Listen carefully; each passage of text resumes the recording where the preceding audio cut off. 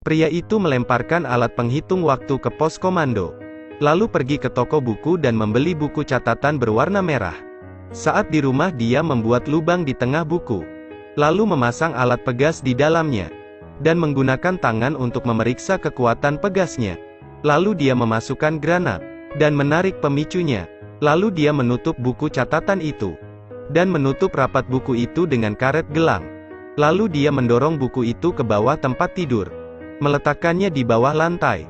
Agar lawan tidak dapat menemukannya. Dia sengaja meninggalkan jejak di lantai. Lalu dia membuka kotak jam tangan yang baru saja dibeli. Dia meletakkannya kembali setelah diisi dengan cairan asam. Lalu menyuruh ibunya untuk mengirimkan itu. Dan memperingatkannya agar tidak dibuka. Dia kembali ke kamar dan membuat alat pengukur waktu. Lalu memasukkannya ke dalam kotak sepatu dengan sebuah alamat. Dia juga menaruh granat di bagian tengah jendela. Lalu dia bertemu saudaranya untuk meminta uang.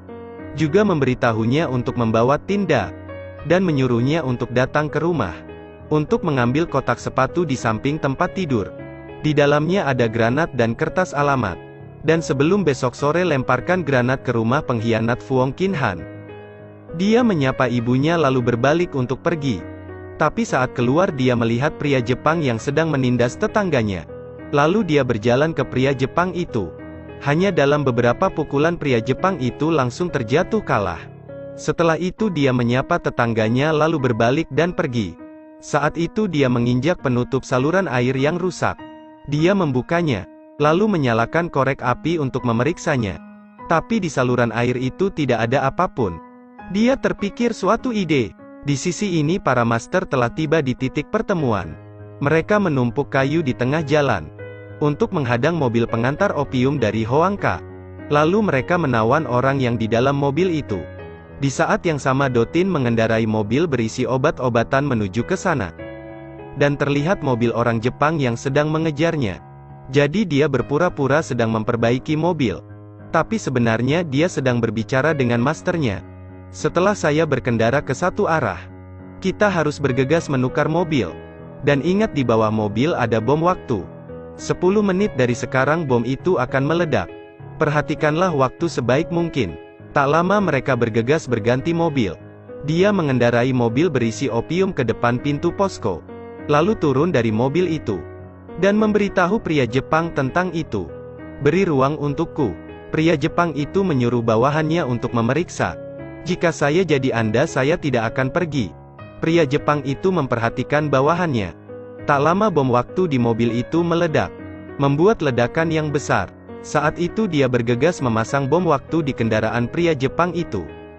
Lalu pergi ke markas militer dengan tenang. Dan memberitahu tentara di depannya. Kamu terlalu percaya diri. Apakah kolonel tidak percaya? Fuong Qin Han adalah pengkhianat. Dan kalian orang Jepang bekerja sama dengan dia. Itu akan membuat buruk nilai moral tentara Jepang. Tapi jika dia mati kalian tidak perlu khawatir lagi. Apakah kamu ingin membunuhnya? Dia sangat pintar. Setiap gerakan yang dia lakukan sangat sulit. Bagaimana kamu akan membunuhnya? Besok saya akan menghadapinya. Lalu tentara itu memerintahkan bawahannya untuk memperkuat pertahanan. Di sisi ini pembawa opium berhasil melepas ikatannya. Dia bergegas berlari ke Hoangka. Di mana opiumnya? Itu semua telah dirampok. Siapa yang merampok? Apakah ada yang ingin melawanku? Pria di samping menendang pengantar itu. Membuat pengantar itu terlempar. Apakah kamu tahu opium itu semua milik Hoangka? Hutangmu juga sudah sangat banyak sekarang. Yang berarti kamu sudah berada di tepi jurang. Saat Hoangka berjalan hendak pergi, Bosbah dan bawahannya datang. Mobil opium itu telah dibakar di depan pintu kantor polisi. Semuanya terbakar habis. Bagaimana dengan orang-orangku? Semua opiumku sudah terbakar habis di sana. Dan itu tidak ada hubungannya denganmu. Tidak ada hubungannya denganku. Aku sudah membayarnya. Kamu bilang kamu tidak mempunyai uang untuk membayar toko. Tapi kenapa tokomu masih buka? Uang yang kami dapat cuma sedikit. Bukankah itu juga tetap uang? Saya juga membutuhkan uang itu untuk bisnis. Semua anggotamu telah hilang. Saat ini tokomu tidak memiliki apapun. Bahkan sekarang kamu tidak mempunyai uang. Apa yang kamu butuhkan katakanlah. Kamu tidak mempunyai cara untuk melakukannya. Betul kan? Ya, aku tidak mempunyai apapun sekarang. Jadi menurutmu aku harus peduli? Hoang Ka bergegas mengambil pistolnya. Bos Bah pun menyuruh bawahannya mengangkat senjata. Karena bawahan dari Bos Bah lebih banyak, Hoang Ka hanya bisa mengaku kalah. Tapi pengantar itu tidak setuju dan bergegas menyerang lawan. Tapi dia ditaklukkan dengan mudah oleh lawan. Beri saya waktu selama 3 hari. Baiklah, kumpulkan uang yang cukup dan 200 opium. Kirimkan ke lantai Bet Tien. Jika dalam 3 hari itu kamu tidak melakukannya, saya akan membawa keluargamu ke Jiangsu untuk dieksekusi. Pengantar itu membuat perkataan yang menyebalkan. Jadi Bos Bas langsung menikamnya hingga membuat pengantar itu mati. Ingatlah, waktumu hanya 3 hari. Jika kamu melanggarnya, keluargamu akan seperti dia. Hoang Ka tidak berani mengatakan apapun saat itu.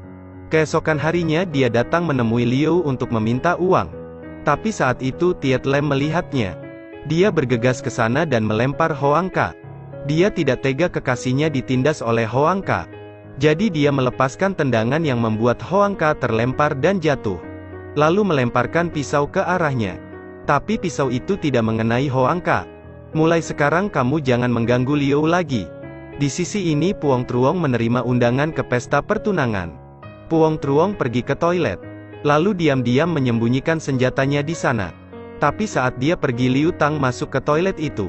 Liu Tang mengetahuinya, jadi dia datang ke toilet untuk mencari senjata itu. Terima kasih sudah menonton.